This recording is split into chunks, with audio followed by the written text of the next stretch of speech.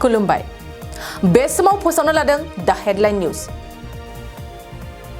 मन्त्री उरखावग्रा ब्रह्मआ बुंदों जों 17 बोसोर सरकार सालायनो मोनोमोनब्ला लामा नांगौनि डिमान्ड फैनाय नङामोन।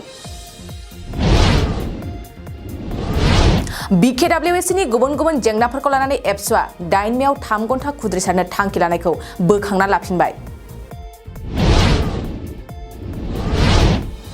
जेलाव थानांनाय बारग' NDBफोरखौ NIA आब्रुथि गैयै खालामनायनि हेंथायै एपसुआ फैगौ 29 मेआव गोख्रों खुद्रिसारगोन।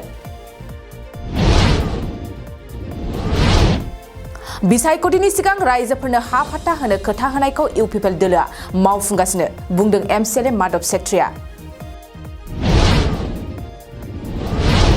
मेघालय रायजोनि शिलंआव रंजालि बैसागु बिदाय फोरबोखौ खुंनो दुलाराय मेघालय बर' अनसाय गौथुमा लाहार-फाहार।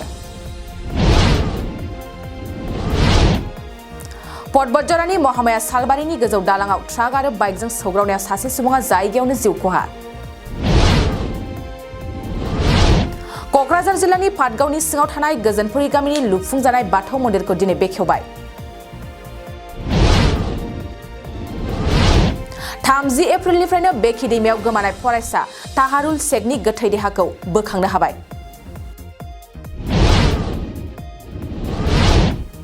अर्गें मशन पिक्चार प्रडाक्शना मोसामुंनि गोदान बर' सावथुननि शुटिंखौ दिनै बेखेवनानै होबाय।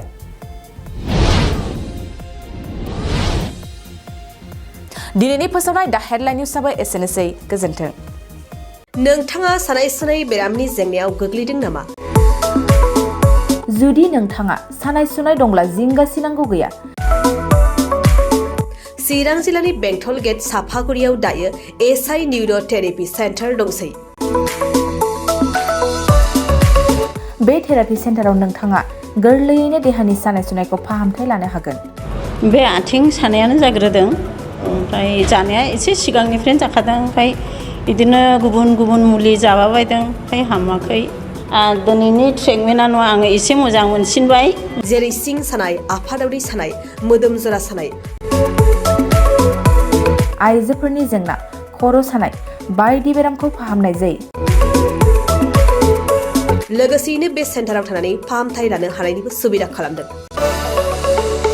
नोंथांमोनहा SI निउर' थेरापि सेन्टाराव फाहामथाय लानो गोसो दंब्ला नैबे मबाइल नम्बर 7620160459 नङाब्ला 9476977956 आव थोंजों सुलाद लानो हागोन।